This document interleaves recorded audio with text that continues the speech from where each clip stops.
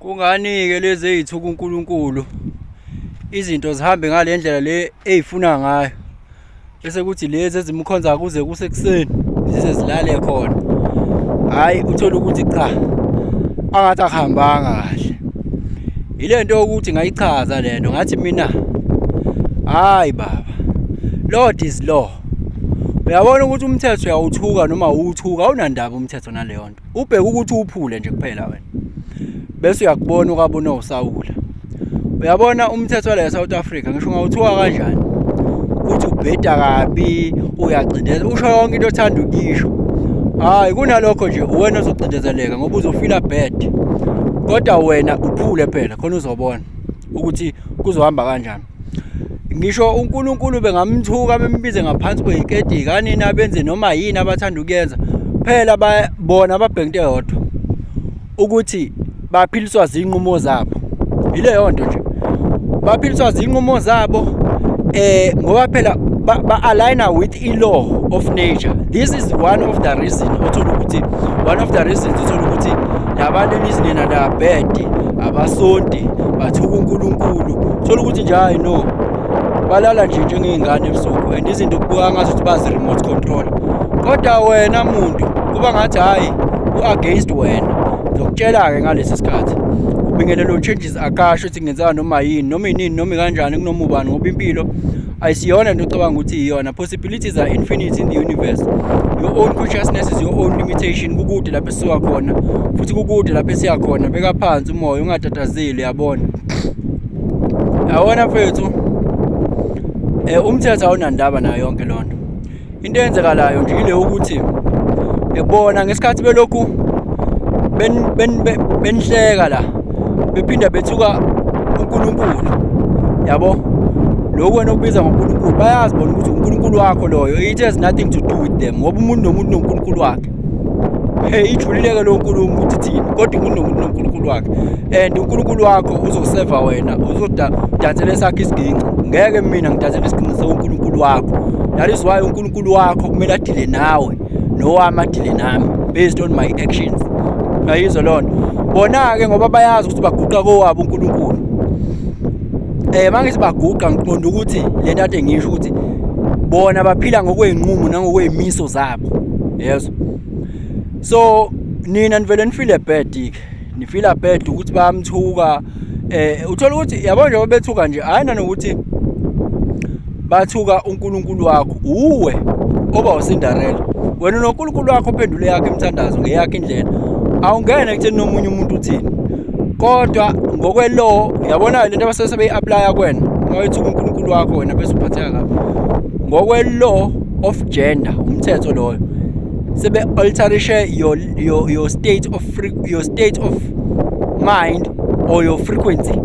Sebeyi-alterishile to the negative polarization ngoba kuyenzekalayo bamthuka wena ufila bad. By the time you are feeling bad, they have impregnated your mind with the negative vibration, because when uSinderella useyi-own lento abayishoyo. Ngaleyo ndlela you feel negative. Once you feel negative, that's what that universal law responds to. Emotions, energy in motion. Yena uthola ukuthi kwayile nto ayishoyo akanandaba, akekho even emotionally attached, akafeel ngisho sorry ngale nto ayishoyo. Kodwa wena you feel bad for him, or you even feel bad for yourself. And i-feeling-ke, emotion yona nto i-universe responda kuyona. Ngaleyo ndlela-ke, that is why uthola ukuthi bona izinto ngathi zihamba ngeyabo indlela, baphila ngemithetho yabo. Uthola ukuthi wena usakhonza wazi ukuthi kumele ulalele usibanibani ngoba uma ungawenzanga umthetho wokuthi esontweni lakho kuzokwenzeka ukuthi, uyabo, iy'miso zakho, iy'nqumo zakho lezo. Wena odecide ukuphila ngaleyo ndlela leyo. That has nothing to do. Umbuzo omkhulu ukuthi-ke lokho kuphila kwakho kanjalo-ke kubenefitisa bani, yabo. Umbuzo omkhulu ufike kube lo ukuthi kubenefitisa bani. So to the extent yokuthi ngisho ungambiza ngaliphi igama, ayizivele kwalona igama uyena, uyona yonke into, yabo. Mawukhuluma ngo-the all, iyona yonke into, ayinalo igama ekuthiwa ilayo ngoba iyona yonke into, negama liyiyona nalokho othi ayikona wena iyikona at the same time. So manje lelo gama lelo alithi shu ukuthi uthini, lelo gama lithi shu alingeni ndawo. Yabo nje mase ngithi mina hayi igama la iJubhaka, yes, ngithi igama lomdali, umdali iJubhaka, lelo gama lelo yimina oliqambile and mina ngizobhawa kulona lelo gama, and uma ngikhuluma ngalelo gama ifrequency yalo kumele iaffecte mina, hayi omunye umuntu.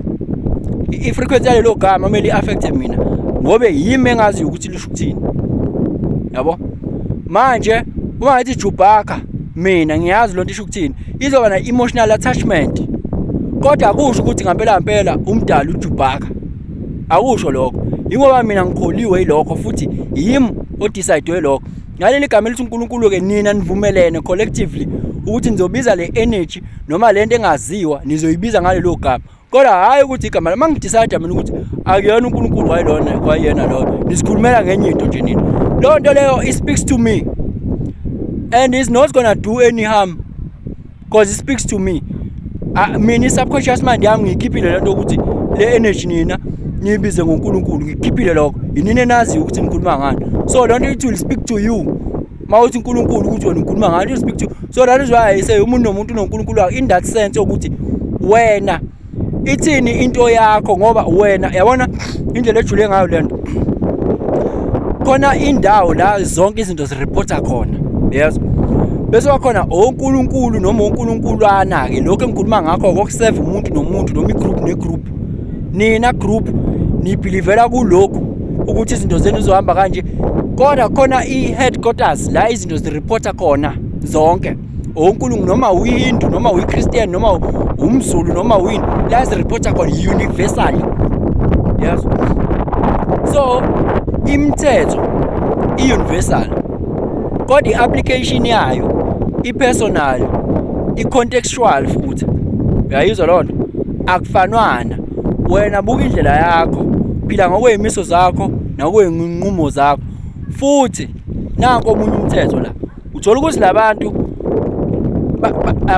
bagcwaneka ngale ndlela nini nibuka ngayo ukuthi bagcwaneka, kodwa umthetho uthini? Umthetho uthi there is a law of inspired action. Thothi yena uyawuthatha u-action to make izinto zenzeka, uya ukugcina lo mthetho. Consciously or unconsciously izinto zakho zihamba ngale ndlela afuna ngayo. Law of creation, yena i-create reality yakhe ngendlela afuna ngayo. Uyazi ukuthi yena i-reality yakhe is the direct involvement of yena. Umthetho lo wena ngisho awungitshele nje mfethu, ngisho ngakukhonza kangakanani uzulale khona esontweni uthi ufuna ukuba nefika noma ufuna ukuba healthy noma ufuna ukuba fit, uthandaze, uma ucabanga ngabani fit, ngeke uzube fit. There is no law of inspired action involved la. Yabo? Law of vibration upolarizeleke ngakubi. Bafethu Lord is law. Lord is law. Yabona ngisho kuthiwa sekumele ke akusizeke lo uNkulunkulu wakho. Uzosebenza ngezinto ezi-practical and physical la. To some extent ke uzosebenza ngezinto ezi-out of this world. Kodwa wena ukwazi ukuthi wena uthi ngempela uthandazela ukuthi ucela ukuba yilawyer, kodwa yiko i-inspired action ekhona la.